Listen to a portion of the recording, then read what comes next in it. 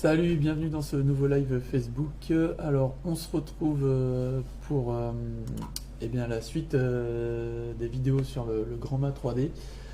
Il y a eu un petit bug sur la dernière vidéo. Je crois que je me suis planté dans mes commandes. Donc, je crois que vous n'avez pas vu les scènes que je voulais vous faire voir. Donc, je vous le ferai voir à la fin de la vidéo. Et aujourd'hui, je vais vous faire voir comment importer les librairies qui sont déjà faites là, du pack d'Anthony Petrozio. On va surtout s'intéresser à des machines qui ont des pixels comme des BI. Alors, à partir de maintenant, c'est vrai que il y a, dans le 3D, vous pouvez vous apercevoir que là, donc là je suis ici. J'ai fait des tests avant de faire la vidéo. C'est vrai que pour recréer ces machines-là, il y a 2-3 petits bugs maintenant dans les librairies. Les Malaking font pas mal d'updates sur leur librairie. Donc il y a des petits trucs qui changent. Faut être un peu fouilleur et aller dans les XML des librairies pour débloquer 2-3 trucs. Vu que de toute façon, quand vous achetez le pack, vous avez les librairies qui sont déjà créées, je vous conseille de créer les librairies d'utiliser les librairies des fabricants des packs, pour la simple et bonne raison, c'est qu'ils arrivent vraiment à faire des choses géniales. À une époque, il était pas possible de visualiser certains zooms, même les strobes. Là, je crois que les mecs ont vraiment réussi à pousser le bouchon et on arrive maintenant à avoir des zooms. D'ailleurs, c'est ce qui est dit dans l'update ici, c'est ce qui est mentionné dans son pack. Hein. Il dit qu'il arrive maintenant à avoir le zoom sur les multi-instances, sur les machines en multi-instances. Donc, je pense que c'est ce qui concerne les BI, par exemple, les Magic Panel R, les Magic Panel FX, pardon, qui ont le zoom. Donc voilà. Donc ce qu'on va faire, c'est que, alors moi, pour gagner du temps, j'ai déjà ajouté dans le dossier MyLighting les librairies d'Antonio Petrozio, et je vais aussi ajouter le Magic Blade d'Energy pour vous faire voir quelque chose. Parce que normalement le Magic Blade, il a la rotation infinie, donc on peut aussi voir les rotations infinies, mais je vous ferai voir qu'il y a un petit bug. En fait, quand on utilise la rotation infinie, en fait, la machine n'est pas capable de se replacer comme il faut à la position dans laquelle elle était partie. Donc je vous ferai voir ça. Il y a une petite astuce qui est pas très pratique, mais qui est quand même réalisable, qui est pas très pratique certes, mais qui est faisable. Donc voilà. Ce qu'on va faire, c'est qu'on va, là, tout ce que l'on a, on va faire un petit peu de tri. Donc je vais essentiellement passer sur le 3D. Donc sur le 3D, ce que je vais faire, on va faire un peu de ménage. On va supprimer la stage. Voilà, on va garder notre petite scène sympathique là. Voilà. Et par exemple, là, je vais revenir. Donc, je vais revenir sur mes grands mâts. Et donc, ce que je vais faire, c'est que dans un premier temps, je vais supprimer le trad. Donc, c'était pour vous faire voir le trad. Les BMFL, on va en ajouter 9. Voilà. Et on va tout repatcher. J'applique. Donc, voilà. Je repatche le tout. Ok. Je vais ajouter mes BMFL. Je vais les mettre, allez, tout de suite à... On va les mettre à 10 mètres de haut. On va les mettre sur 10 mètres d'ouverture. Voilà. Donc ça, ce sera pour mes BMFL. Donc voilà, on peut bien constater que nos BMFL sont bien installés. Ici, voilà. Il a mis le point 0 de la scène vraiment au nez de la scène. Donc si je vais dans ici ma vue de stage, que je tourne ma stage, hop, alors select, zoom. Alors, ma molette fait juste un zoom. Tac. Voilà. Et là, on peut s'apercevoir. Alors, ce que je vais faire, c'est qu'on va se mettre une petite vue de caméra. Ça sera beaucoup plus simple. Hop. Voilà. En top 2D. Alors, on voit bien que le point 0, il se situe ici. Donc, même mes BMFL, du coup. Donc, voilà, en front. On s'aperçoit que je vais même pouvoir monter mes BMFL. Donc, hop, on va les mettre à 14. Bon, peut-être pas, ça fait beaucoup. On va les mettre à 12. Et on va les écarter un peu plus. Moins 8. Voilà. Comme ceci. Voilà. Et on va les reculer d'un mètre. On dira que, allez, moins 0,5. On dira que c'est notre point de face. Et on va se créer derrière une petite matrice avec des BI. Donc, ce que je vous conseille, alors c'est donc déjà dans un premier temps de mettre les fichiers de librairie, et donc on va se créer un petit mur avec avec des BI. On va mettre des K20. Donc dans la librairie, je vais chercher des K20 et je vais prendre les modèles tout de suite d'Antonio Petruzio. Voilà, allez, on est gourmand, on va prendre le modèle Extended. On va en mettre allez, on va en mettre 32, on va faire une matrice de 8 par 8. Voilà.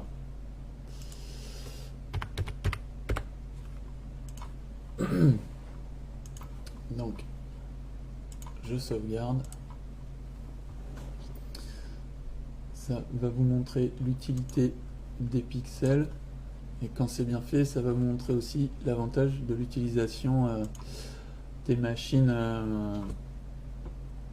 avec les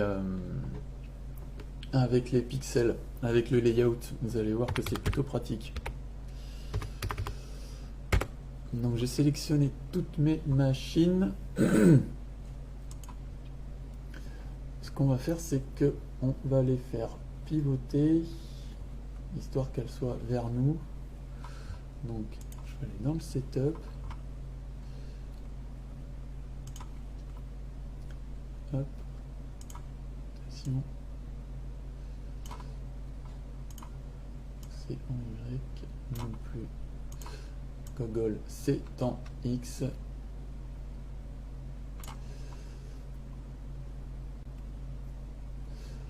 Tac. Donc ça sera, je vais taper la valeur moins 90. On va faire comme si elles étaient face à nous. Voilà. Tac. Maintenant, je vais aller dans mon wizard, je vais faire une matrice 2D.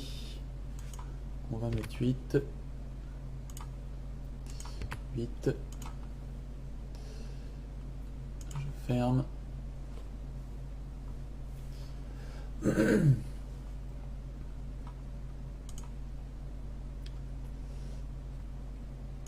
Tiens non.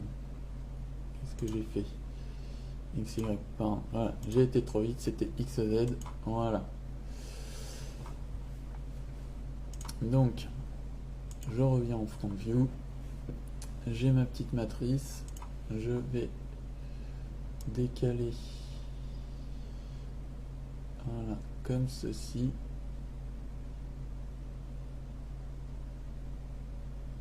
Voilà. Nous allons monter la matrice. Voilà.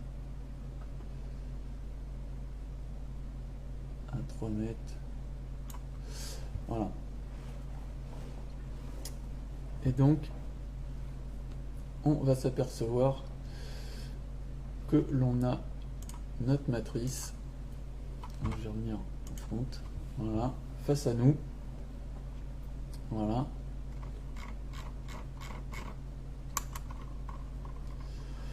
J'ai ma matrice de BI, donc je vais envoyer au loin.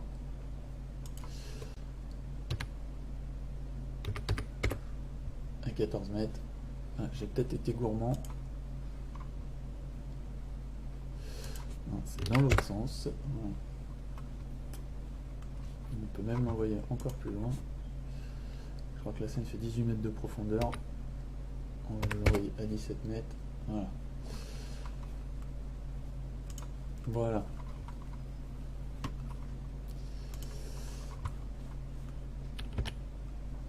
Et là, voilà. J'utilise le highlight. Donc si je vais vers mes machines, donc ici,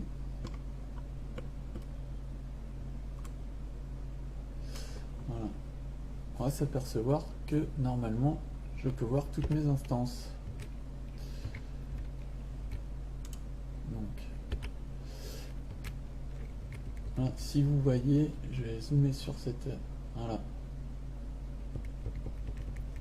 Donc je vois toutes mes instances qui s'allument les unes à la suite des autres. Voilà. Je vais redézoomer. Hop. Et donc normalement maintenant, donc, comme je vous le disais, il y a la possibilité maintenant a priori de voir les zooms, ce qui est quand même plutôt pratique.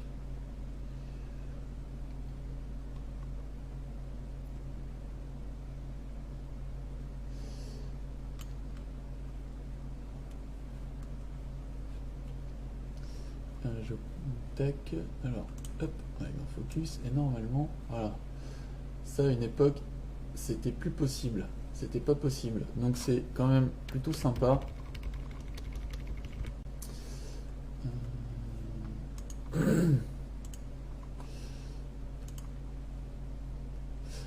Tac, donc voilà,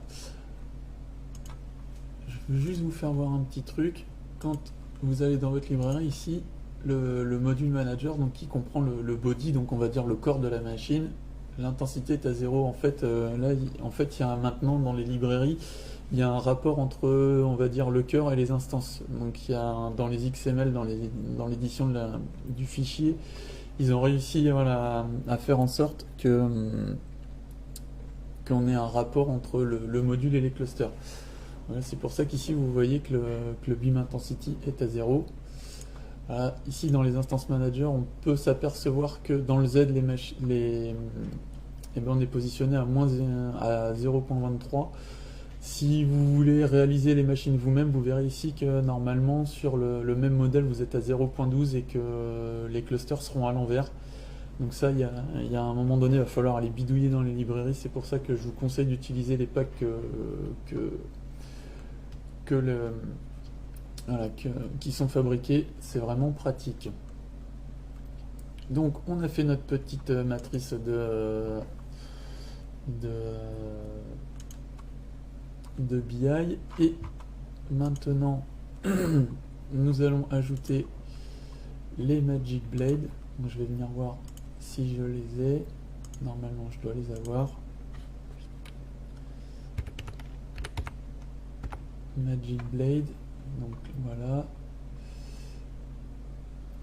Alors, est-ce que j'ai les Magic Blade? Tac.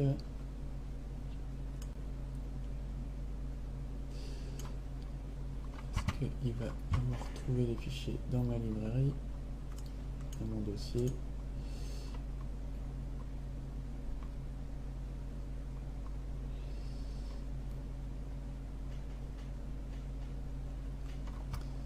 Alors, je vais taper Energy, je sais plus le nom qu'il a mis. Je vais aller voir ce qu'il a mis comme nom dans les fichiers.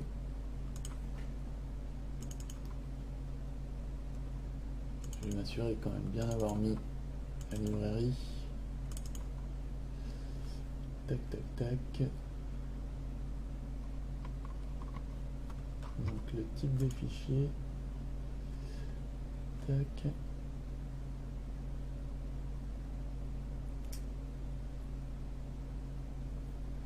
Magic Blade FX. Donc il les a bien.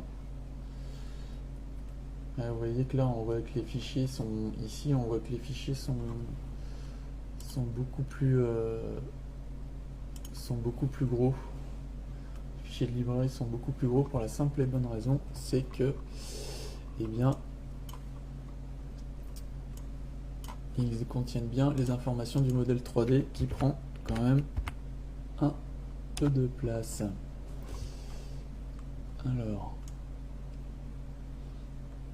voilà, basique, extend, standard.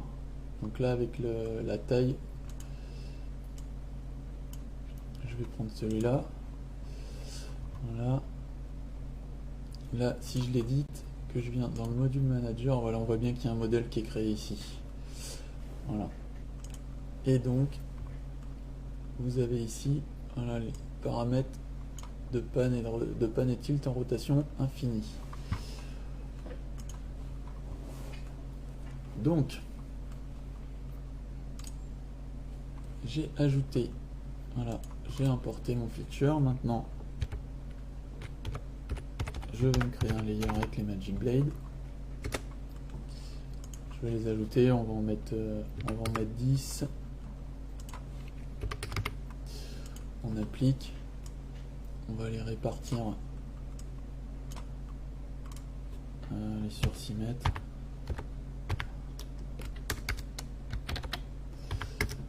Voilà. Non, boulette, c'est pas le bon. Je suis sur Y, c'est sur X. Alors je suis un petit tricheur, je vais souvent plus vite en faisant comme ça quand je sais où je veux aller, je rentre mes positions ici tout de suite. Voilà, ça me permet de gagner un tout petit peu de temps. Voilà. Si je vais sur ma stage, hop. Hop. Je vais sauvegarder ma vue.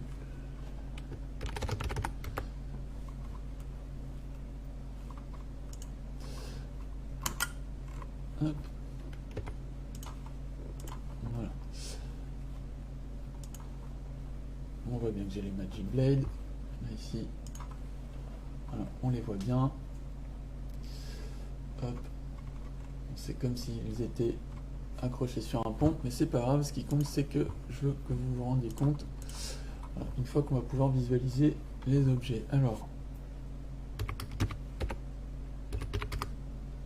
on va aussi les envoyer dans le fond sous nos BI. Voilà. Et on va les tourner. Allez, on va les mettre vers nous. Voilà. Ils font une ligne vers nous. Donc l'avantage de ça, maintenant, alors, c'est que vous avez la possibilité de pouvoir très rapidement, voilà, faire. Alors, je mettrai la feature de bitmap plus tard. Je vais vous faire voir dans les layouts.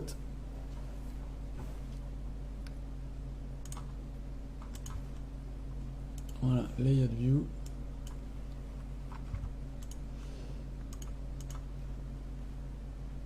Hop. Je vais prendre mes machines, je vais prendre mes BI.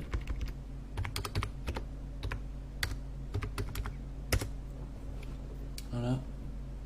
Je vais les storer. Et ici, je vais aller dans Setup. Et je vais aller dans Arrange. Je vais prendre Caméra. Je vais prendre Front 2D. Je vais faire Apply. Et là, normalement, vous voyez que dans mon layout, je viens récupérer la position de mes BI. L'avantage de faire ça, c'est qu'on va voir maintenant que pour envoyer, par exemple, des bitmaps, donc je vais aller patcher une feature de bitmap.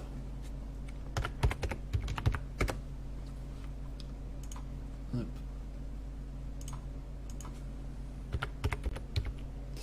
Voilà.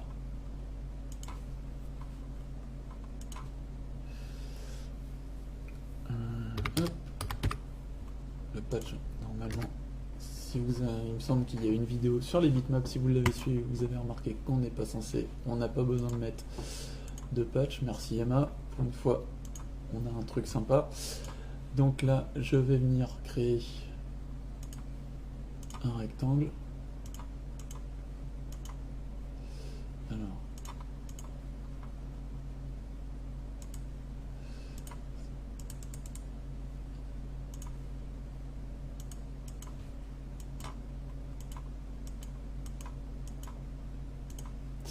Alors là, il y a un truc, c'est pas la première fois que je rencontre. Alors, est-ce que c'est parce que voilà, j'ai du mal à sélectionner le rectangle. C'est pas la première fois que je le rencontre, ce petit truc.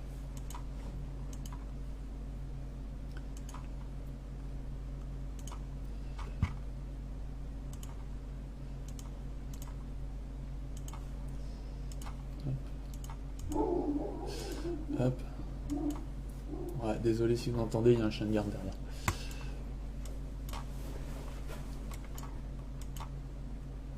Et quand on le voit, on n'a pas envie de s'y affroter. Alors, tac. Tac.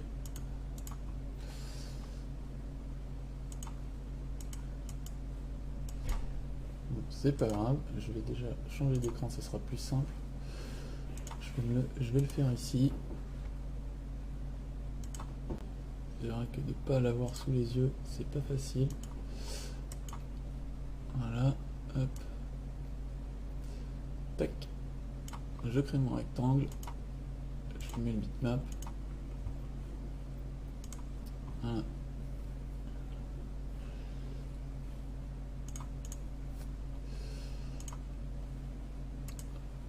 Je vais venir ajouter alors image un peu en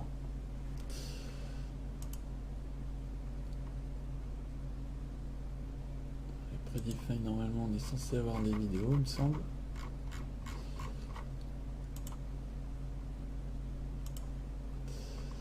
C'est dans bitmap, voilà, predefine vidéo. On va prendre le cercle.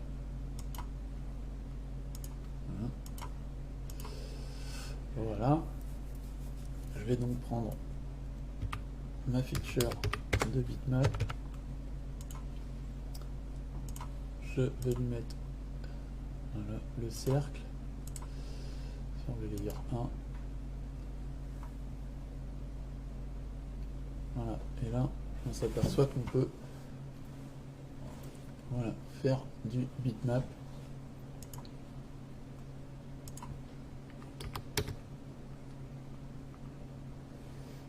Alors là, ici dans le 3D, vous avez rendering et vous avez la possibilité de mettre plus ou moins de couleurs de fond. Alors, pareil, il y a un truc qui est pas facile à expliquer. Je ne sais pas pourquoi quand vous créez un user, ces couleurs changent et ça passe en cyan. L'ambient color et le background color, je ne sais pas pourquoi. J'ai remarqué ça. C'est vrai que c'est pas très pratique. Donc voilà, c'est pas super. Alors, je vais zoomer pour que vous vous rendiez compte, voilà, de ce que ça fait. Voilà. On va venir mettre une autre vidéo. Vous verrez aussi. Voilà. Hop. Voilà.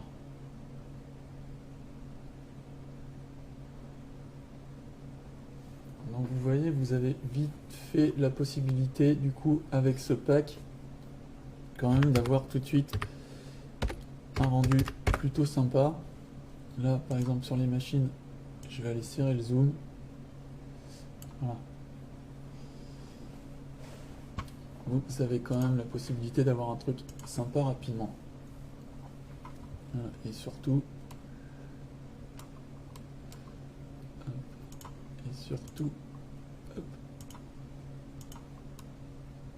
et surtout,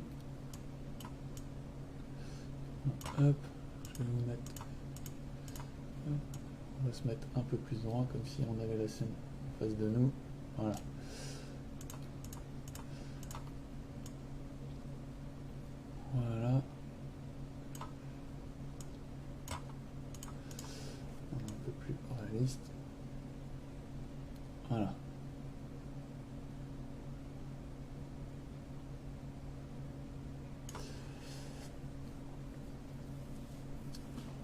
Donc ça c'est pour la partie pixel.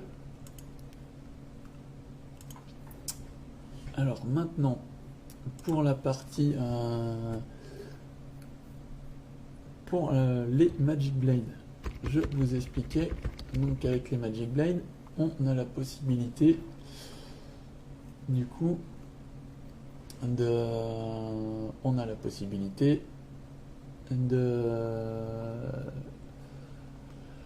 faire une rotation de panne et de tilt.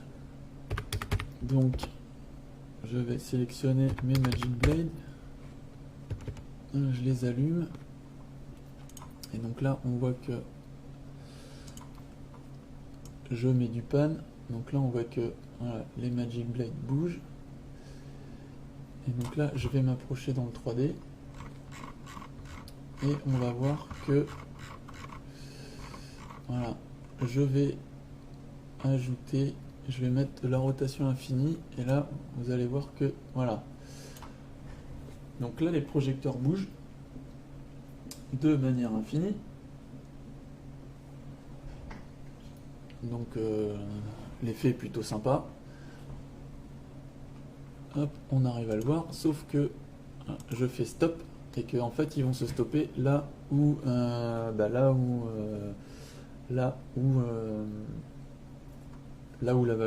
ça se trouve. C'est-à-dire que si je renvoie la rotation et que je refais un stop, ils vont s'arrêter là où ils se trouvent.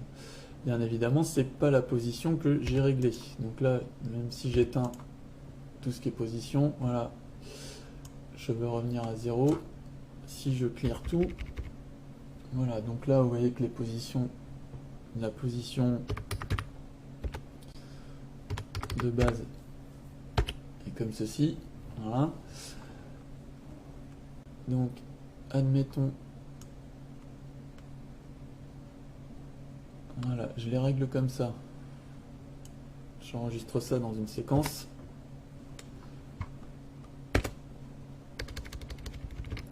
Voilà.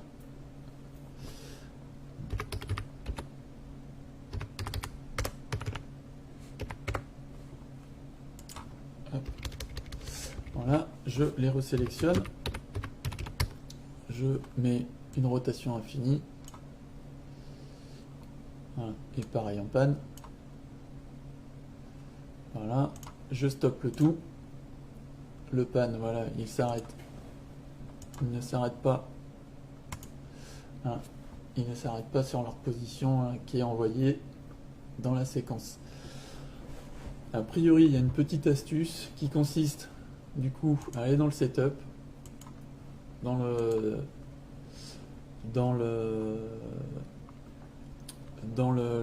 la configuration réseau MA, de se déconnecter et a priori de se reconnecter. Ça renverrait les valeurs. Alors je sais, c'est pas hyper pratique. Voilà.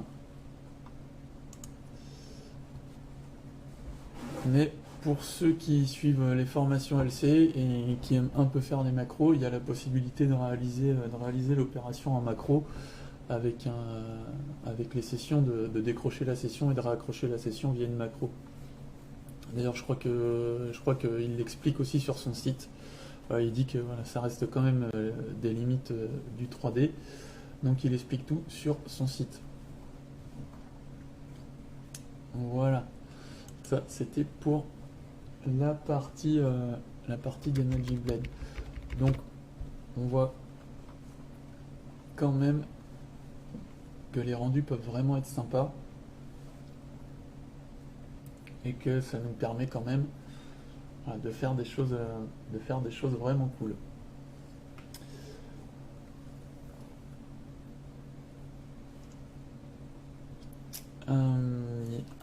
Du coup, je vous parlais sur la vidéo d'avant, je vous parlais des pan tilt et en fait des sens des pan tilt. Donc je vais vous expliquer où ça se trouve. On va prendre l'exemple des BMFL. Donc je vais dans Edit et là le pan. Donc on voit ici que j'ai tous mes paramètres sur le pan. Quand je rentre ici en détail dans Edit Raw, on voit ici que dans from et dans tout, on a moins 270 et 270. Donc en fait, c'est la valeur que l'on va retrouver ici. C'est les valeurs que l'on peut lire ici. Et donc from DMX et to DMX, ça correspond, à nos valeurs DMX. Et là en plus on est en fine, donc on est en 16 bits, donc on a 65 535 pas. Et donc tout ce qui est du côté from phase et to phase, c'est ce qui va correspondre à la partie du grand mat 3D. Donc tout ce que vous rentrerez ici, c'est ce qui changera dans le grand mat 3D. Donc si par exemple dans les librairies vous voyez que les machines sont tournées de 90 degrés, vous avez la possibilité de tricher. C'est-à-dire que par exemple vous avez une Sharpie chinoise qui une fois que la machine est montée, le front est censé être en face de vous, mais que le bras est tourné de 90 degrés. C'est-à-dire que votre machine, quand vous allez lever le tilt, et ben en fait, elle va éclairer soit jardin, soit cour. Vous avez la possibilité de tricher ici. Par exemple, vous pouvez offsetter de 90 degrés. Donc, je vais dézoomer, voilà, sur mes...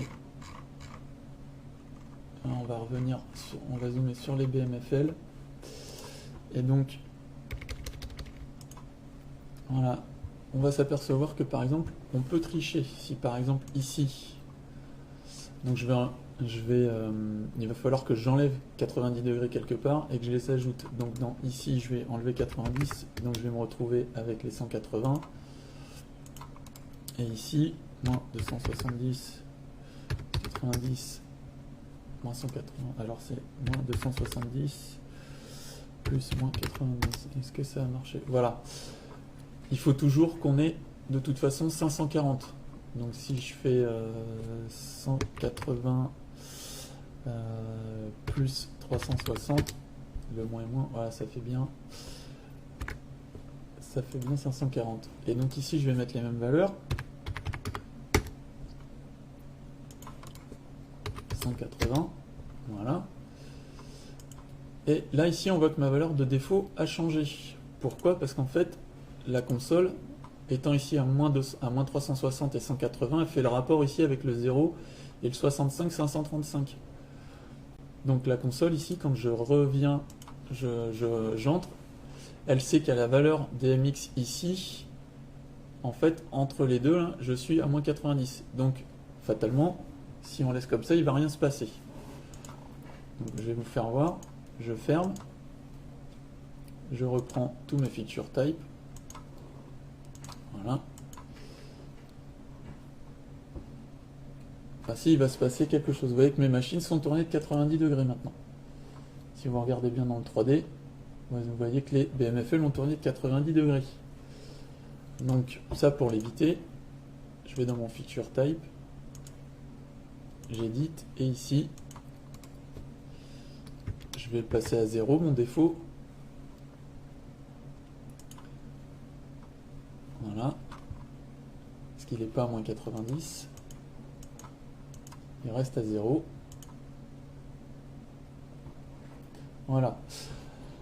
C'est bien dans la valeur de défaut qu'il faut mettre 0. Votre center, il est bien à moins 90, du fait qu'on ait touché 90 degrés. Il faut que ces valeurs, elles se répercutent quelque part. Et donc là, si je sélectionne mes BMFL,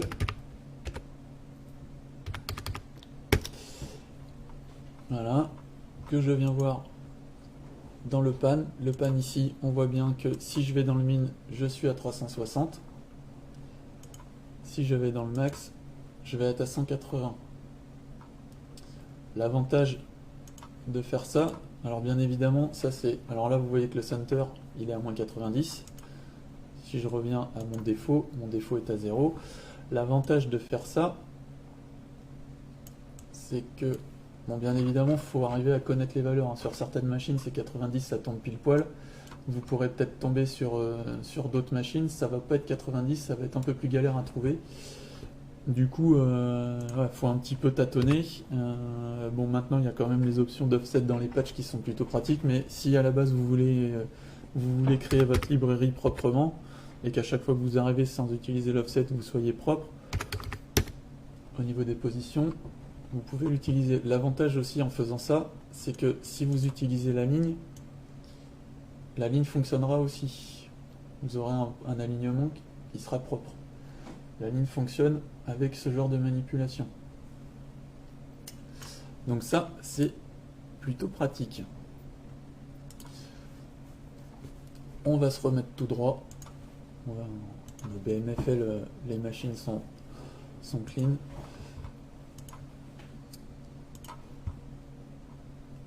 Et donc du coup aussi le fait d'avoir les flèches là sur le pack de machines d'Antonio Petrosio, le fait d'avoir les flèches qui nous indiquent le front, on sait de toute façon comment tournent nos machines. On sait comment se comportent les machines.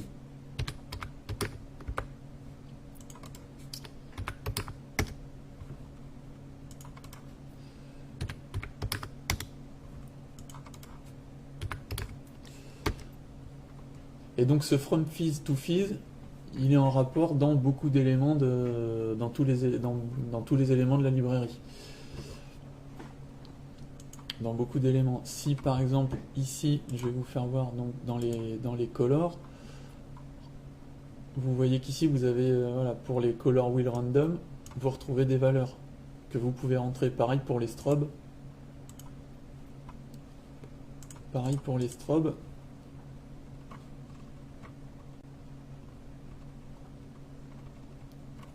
On se cache le shutter, voilà. Pour les strobes, vous retrouvez les valeurs. Donc si vous avez les valeurs de vos librairies, vous pouvez rentrer les valeurs de strobe. Les valeurs minimum, les valeurs max. Quand on fait une modif, bien pensez à recharger, pas comme j'ai fait la dernière fois, pensez bien à recharger vos feature type. Même si certains paramètres sont pris en compte, ils ne le sont pas tous à chaque fois. Donc voilà, pensez à bien recharger vos feature type. Et là, je sais pas si vous faites attention, mais la ligne que j'avais tout à l'heure, il est encore, il est présent, il est toujours présent. Si on regarde toutes les valeurs, si j'ouvre un programmeur,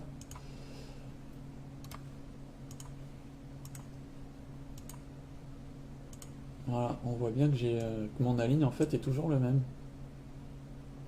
Entre moins 70 et 70, j'ai 140 d'aligne entre les deux. Celui-là, il n'a pas bougé.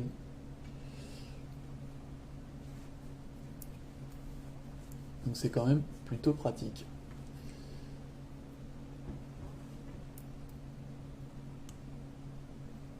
Petit aparté, là, pour ceux qui ont des PC qui n'ont pas des masses de performance dans les librairies, quand vous utilisez de la LED, des barres de LED ou même les Sunstrip, je vous conseille, si vous n'en avez pas besoin, d'enlever les faisceaux. Vous ferez moins galérer les cartes graphiques. Ça, il faut pas croire, mais ça demande quand même beaucoup de ressources au PC de pouvoir générer les faisceaux, les gobos, les effets, les mouvements. Ça demande quand même pas mal de ressources aux ordinateurs. C'est quand même assez gourmand. Donc vous pouvez vous passer, au lieu de conventionnel, vous passez en LED.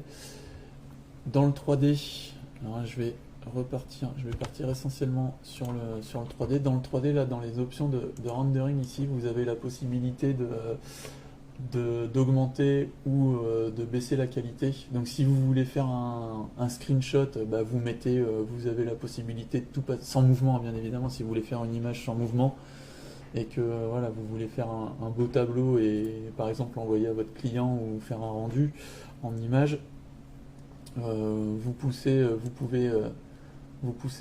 pousser les qualités de bâton. Vous voyez bien que là on commence à changer. Alors ce qu'on va faire, c'est que on va mettre un gobo. Vous allez vous en rendre compte. Voilà, si je mets un gobo et j'enlève le highlight, voilà, dans les rendus, on voit bien que là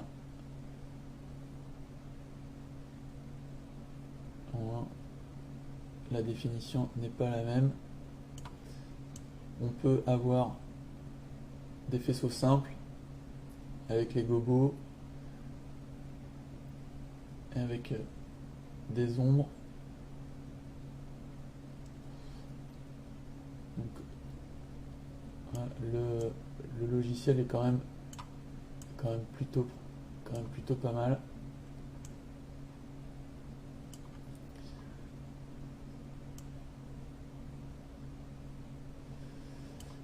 Vous avez quand même beaucoup de réglages possibles.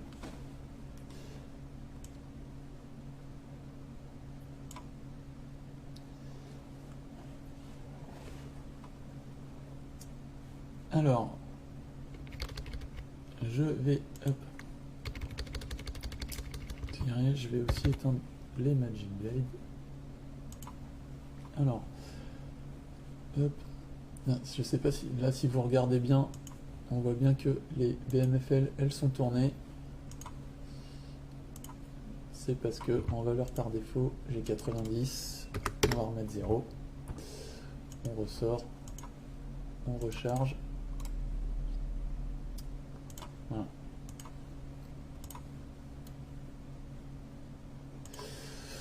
Voilà. Maintenant, un dernier point. Je sais pas si vous avez remarqué, mais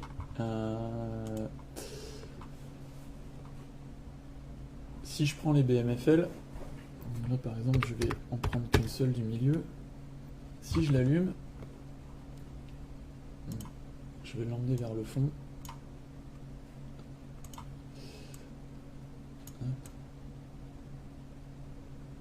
Voilà. Donc, j'ai bien les gobos.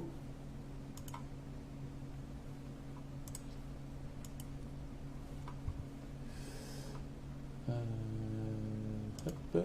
Alors là, je sais pas si je peux voir ça. Non, par contre, spot intensité.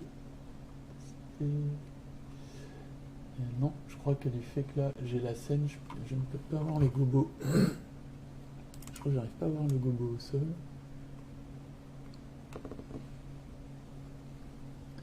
Ça doit être que la scène elle diffuse pas. Hop, light color.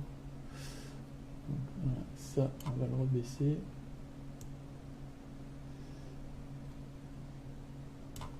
Tac. Alors, j'ai le gobo, mais par contre, il y a un truc, alors, je sais pas pourquoi. Le prisme, ils le mettent dans les beams, donc ici, et ils vont le mettre en effect. Donc on voit bien qu'on a nos prismes 6 facettes, prisme 8 facettes, mais ils le mettent en effect. Du fait qu'ils soient en effect, si j'enclenche le prisme, là je peux le voir. Alors, il y a quelques temps on ne pouvait pas le voir, mais dans les effects on peut le voir parce que tout est renseigné. Donc si vous n'arrivez pas à les voir les prismes, pensez bien à renseigner le nombre de facettes. Donc pour ça, toujours voilà, dans le feature type, mais je crois que je ne veux pas vous dire de bêtises, mais il me semble qu'il y a une époque en effect on pouvait pas voir les prismes en effect wheel. Je pense que ça a été updaté aussi. Non, en fait voilà, j'ai bien raison, c'est qu'en fait donc vous voyez il les passe ici en effect wheel, et quand je vais dans les edits, en fait dans les sous-attributs ici je suis en prisme. C'est ce qui me permet de visualiser du coup les prismes.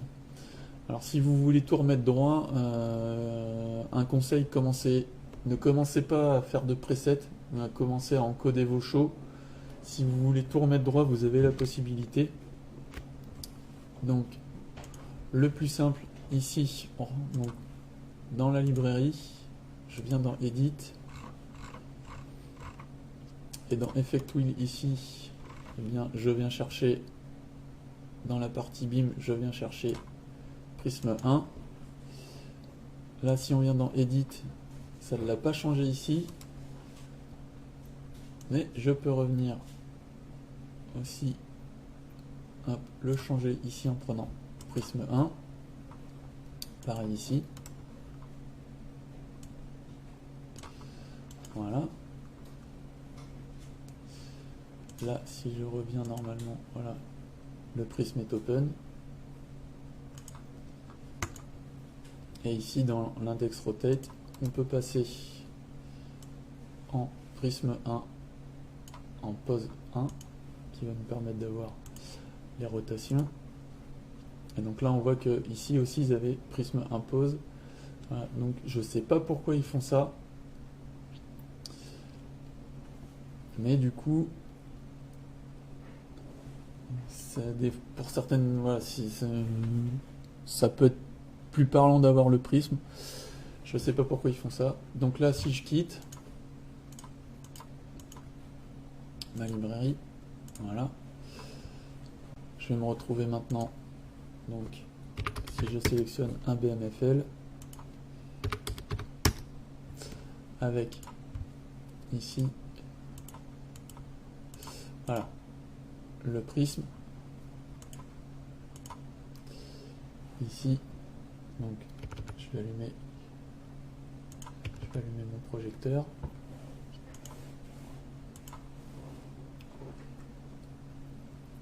Et là, on s'aperçoit que j'ai le prisme, mais que on l'a en permanence. Donc, il y a une petite subtilité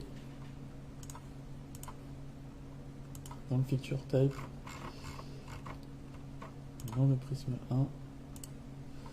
Dans le open, en fait, du fait qu'on change ici, il revient mettre un angle. Donc il faut s'assurer que ici tout soit enlevé. On met none. Là on met none. Pareil pour le prisme 1 ici qui est open. Voilà.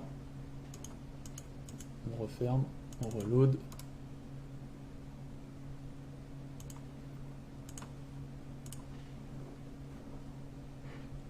Voilà.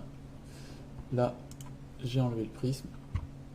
De bas, j'ai enlevé mon souci. Si je viens dans le prisme 6 facettes, voilà, là je retrouve bien le prisme.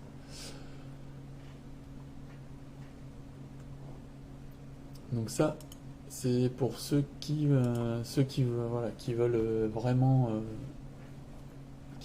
créer les librairies, qui veulent avoir des librairies, voilà, où on retrouve bien le prisme et pas effect. À chaque fois, je trouve ça un peu galère. Pareil, vous avez la possibilité au niveau des machines donc, qui ont des zooms, la manière de gérer les zooms dans le feature type. Ici, donc, quand je vais éditer ma machine, dans le menu de manager, on voit ici que le beam angle est à 1, donc il faut le laisser à 1 ici. Vous le laissez à 1. Et quand vous allez dans votre zoom, ici, voilà, on voit que dans From Phase, ils ont 55 et To Phase 5. Donc c'est qu'en fait, je vais ouvrir de 55 jusqu'à 5 degrés. Et donc dans ici, From Phase et To Phase, vous viendrez rentrer vos valeurs. Et du coup, vous aurez vos valeurs... vous pourrez faire varier votre angle. Si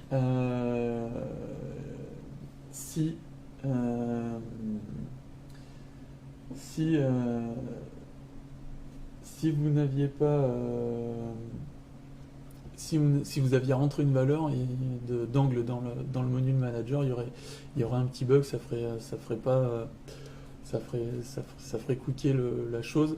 Après pareil ici dans From et tout, vous pouvez mettre 55 et 5. Alors moi je sais que j'aime bien du coup travailler comme ça, parce que l'avantage c'est que je sais les informations que je vais retrouver de zoom, je sais à combien travaille ma machine. C'est-à-dire que voilà, si le régisseur ou le dirfot ou la personne pour laquelle je pupitre me demande l'ouverture en degrés, je peux lui donner. Si elle me le demande en pourcentage, avec le programmeur, on aura aussi la possibilité de lui donner. Voilà, moi j'aime bien bosser avec ce genre de valeur.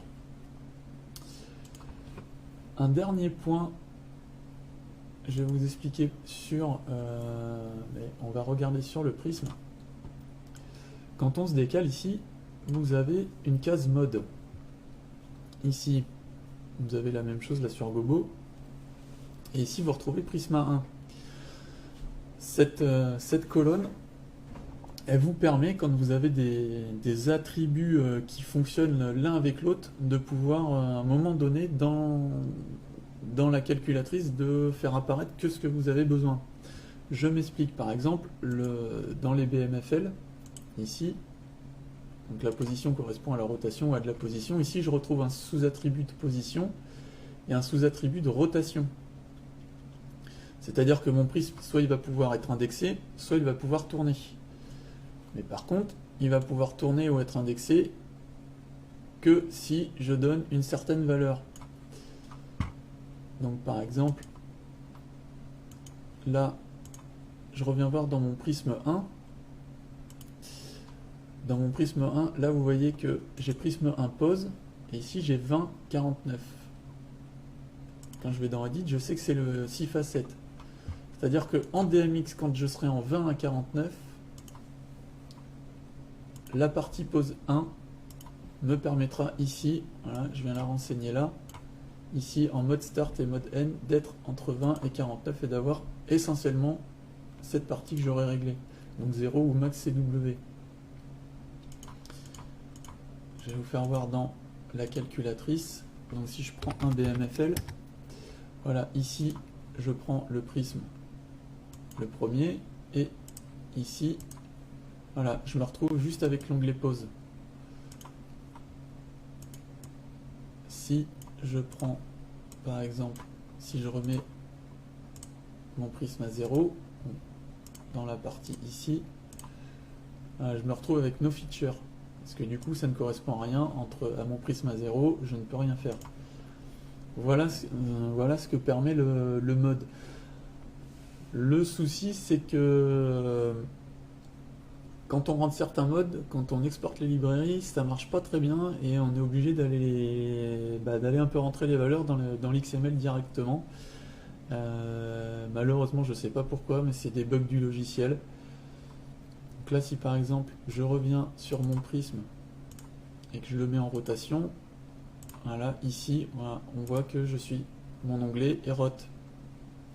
Voilà, donc c'est cette partie de la console, voilà, c'est cette partie, c'est cette option qui me permet, c'est cette case qui me permet, cette case mode qui me permet, voilà, qui me permet de, voilà, de réaliser cela.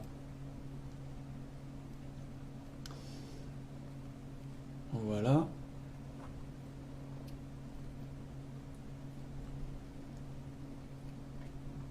Donc, ce que je vais vous faire voir ici. Donc là, ici, on voit bien qu'on est sur la position du premier prisme. Et ainsi de suite, le deuxième. Voilà, on voit que les valeurs sont rentrées. Donc ça correspond à la rotation du premier prisme.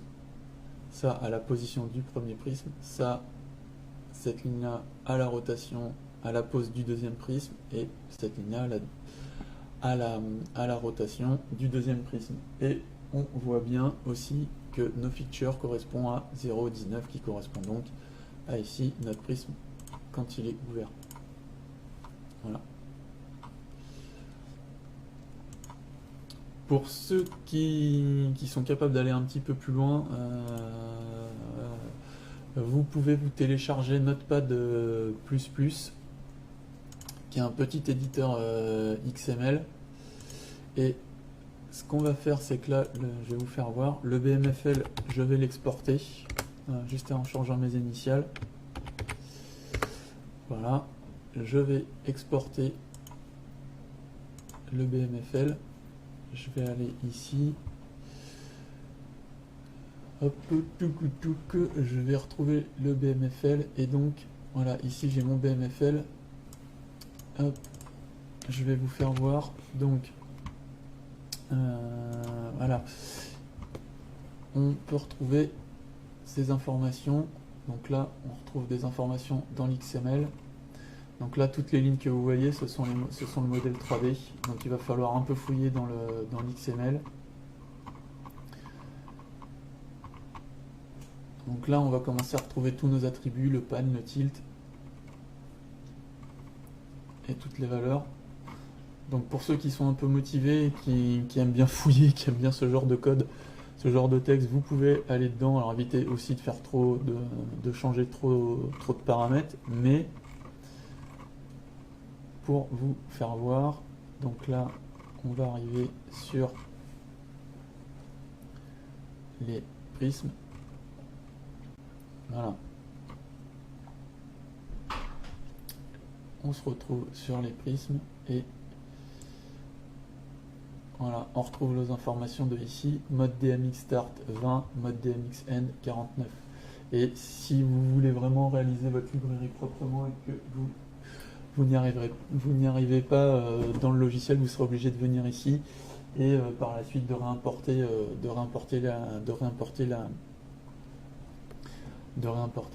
la librairie. Voilà. Hop. Hop. Notepad++ est pratique et il est gratuit. Tac. Voilà. Une dernière petite chose. Normalement, alors, Emma, je sais pas, voilà, Emma, hop, lighting.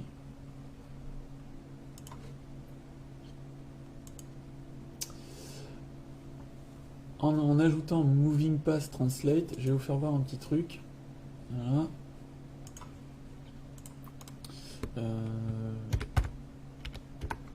Tac. Quantité 1.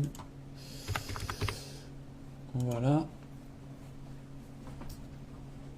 Juste pour vous faire voir un petit truc. Pour ceux qui pourraient le demander. On a la possibilité de faire bouger des objets.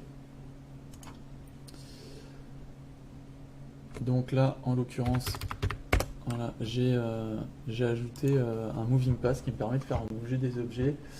Pour faire bouger des objets, eh bien, il faut que, vous voyez ici, il y a toute une arborescence. Il faut que les objets que vous voulez faire bouger soient en dessous de votre feature. C'est que ça soit classé comme des parents. Donc là, vous voyez, le nom c'est Translation 1. Donc normalement, si par exemple je prends tous mes BI, que je les déplace, hop, hop, hop, hop, voilà, que je les déplace sous Translation 1, voilà, comme ceci, ouais, donc là j'ai un groupe, et bien normalement, en sélectionnant Translation, je devrais pouvoir les faire bouger. Voilà, vous voyez, là, je peux les faire bouger, comme ceci. Voilà. Donc vous pouvez vous faire des ponts mobiles. Voilà. C'est la manip pour pouvoir faire bouger des objets dans le 3D. Donc recréer des ponts. Alors bien évidemment, il faudra penser à faire attention à toutes vos positions 0, c'est-à-dire que quand vous allez ajouter la feature de translation, il faudra bien qu'elle soit à la bonne position. Et voilà. Et donc la dernière chose dont je voulais vous faire voir, c'est à quoi peut ressembler. Alors, on va faire un petit truc, c'est qu'on va ici, on va sauvegarder notre show. Voilà. Et je voulais vous faire voir à quoi peut ressembler ce que j'ai fait, ce que j'ai mal fait la dernière fois. Voilà, à quoi peut ressembler hop.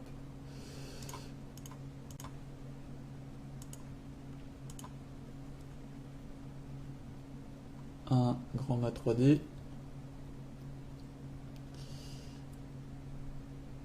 Quand je vous dis, c'est vrai, ajouter beaucoup de modèles 3D, c'est gourmand, ça demande de la ressource. J'espère que ça ne va pas planter.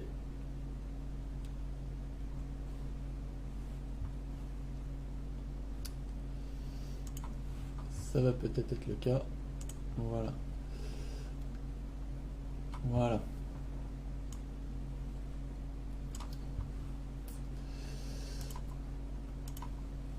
Hop.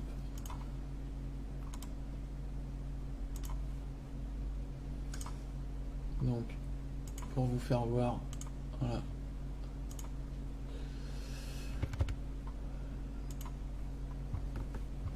À quoi peut ressembler un 3D. Voilà, ça c'était... Voilà.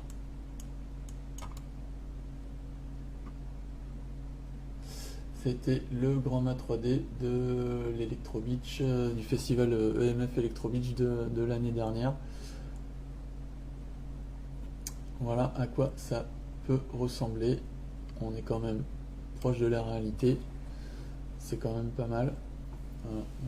On arrive quand même à avoir un résultat qui est vraiment très très proche du réel, avec tous les différents appareils.